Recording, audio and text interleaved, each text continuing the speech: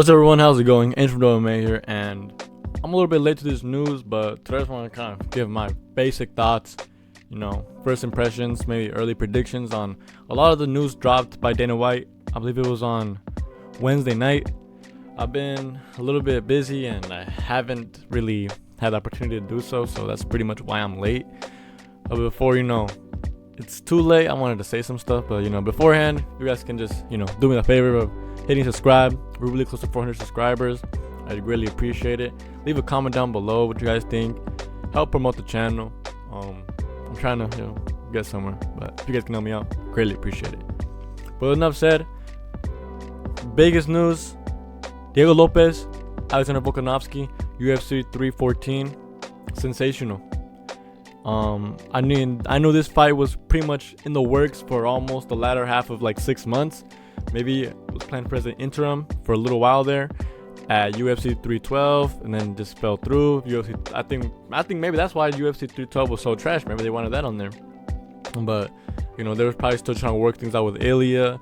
And talking about him right now, he ended up vacating his belt, which has huge implications because now he's moving up to 155 pounds.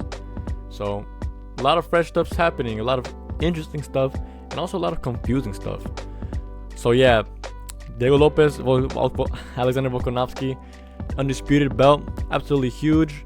My early prediction, I think Lopes is gonna put him away. He's too young, he's too strong. Volkanovski was too old a year ago, and that was a year ago. Yeah, he's a great, but I truly do believe a time comes for everybody, and we're gonna see that here. Lopes has had such a tremendous rise in the last year, and I don't see that slowing down. I think this is probably one of the most favorable matchups he could have gotten for the belt. It was either Ilia or Mozar, and I think those two other ones are incredibly difficult. And not to diminish Volk, but he's just old, bro. And part of me doesn't even want to say it, but he might get cooked. And then obviously we have the whole bout list listed. Gonna be pretty exciting here. Co-main Michael Chandler versus Paddy Pimblett. Very interesting. I think this was in the works for a while. We kind of hearing rumblings about it here and there, but this is good. I think Michael Chandler was supposed to fight Armin Sarukian. I don't remember those rumors too. I'm really glad they didn't do that because that would have been a huge disservice to the entire MMA community and just spit in our face, at least to the contenders, that Michael Chandler gets to fight again for number one. But luckily he's defending his belt, pretty low down on the rankings against an exciting prospect. Everyone has their eyes on him. I don't know who else is a big prospect in the division. I think it's gonna be a very good fight, but I know a lot of people are picking Paddy right now, but I don't know. It's kind of hard for me to see a way for him to win because obviously his bread and butter is jiu-jitsu, grappling and such. But if Charles Oliveira couldn't submit Michael Chandler, how is Paddy the Paddy gonna do it? And then obviously Paddy the Baddy's striking is the weakest part of his game. I'm not saying it's bad. We didn't see that much of it against Bobby Green, but he did well enough to win, to get Bobby to shoot on him. But what is he gonna do if Michael Chandler lands one of those Chandler hard rights that rock almost every single person he fights? I think that's a very big variable. And just due to Michael Chandler, granted he's getting whooped, but he's fighting the best fighters. I think with that is just gonna show us that experience is gonna go a long way here, especially in one of the deepest divisions. I think this might be a little bit too soon for Paddy, but if he pulls it off, tremendous. And then the featured fight, Yair Rodriguez versus Patricio Pitbull. Very cool, man. Patricio Pitbull has been a Bellator staple for years and years. I got the honor to see him live at Bellator a couple years ago. But he's fighting Yair Rodriguez, and I'm very big on Yair. He's a really cool guy. I think he's very exciting, and a lot of people like to put him down because he gets wrestled and gets beat. But hey, man, everyone loses at some point. You feel me? I still really like the guy, and I think he's probably gonna win this one. I think he's so young, so fast, so explosive. And Patricio, yeah, he was pretty good and stuff, but same thing with Volk, where he's kind of on the older side. And I think this fight was kind of made to either show us that Patricio still has maybe potential to rise in the division, because if he beats Yair, he's gonna be number 5 in the world.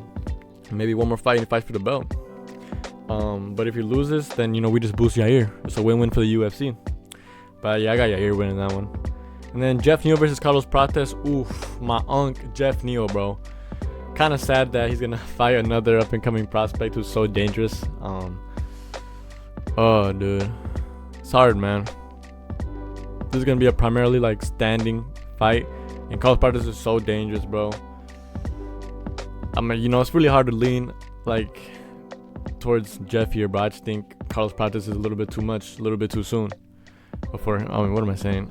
I think Carlos Prates is just gonna do what he does. I wouldn't be surprised. But if it's a war, hey man, Jeff Neal, man, real steel, or whatever his name is, Jeff Steel Neal. I'm excited to watch it, but I'm never fond of seeing the unks of the sport get put away. So lock in, bro. And then we got Dominic Reyes versus Nikita Krylov. Underrated, but cool. Dominic Reyes has come from almost being unranked to kind of on 2-fight winning streak. Hopefully he can win this one. If not, who knows, but I'm just gonna go with Dominic Reyes. And that's pretty much all I really want to talk about in this video. I'd rather save the rest of it for like an in-depth prediction video. Basically just kind of first reactions. And then also Brandon White was talking about Bilal Muhammad is fighting Jack Della Maddalena, UFC 315, Montreal. Very disappointed. Like, I know I've been talking a lot about UFC Chicago. That's the closest big city to me, so the UFC announced they were going there. I was praying to my Lord and Savior that it would be a pay-per-view, but I don't think so now. Is there a chance? Perhaps, but you're telling me that if they had a pay-per-view in Chicago, they wouldn't have Chicago man himself, Bilal Muhammad? Yeah, I don't know. It doesn't seem like it's gonna work out there, so that's a little disappointing. But hopefully, if they do a fight night in Chicago, it's still pretty good. But this is now the main event. No more Shavkat. Very interesting. He gets his injured.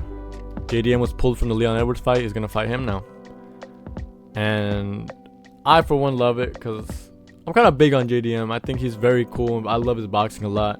I feel like he's really had now opportunity to shine, and this is it. But on paper, I feel like this does like 3 pay-per-views because like who are these guys, But as for my prediction, I think Jack Della puts him away. We've seen in the past where Bilal Muhammad struggles the most is against fighters who have power to hurt him and aren't really scared in the grappling. And I think Jack Della is that guy. And RIP to Bilal, man. You had it good while it lasted, but another one bites the dust. And then obviously the co-main, Valentina Shevchenko versus Morel Farrell. I guess that's really all I gotta say about that, Yeah. But yeah, that's pretty much, short little video and talk about these news.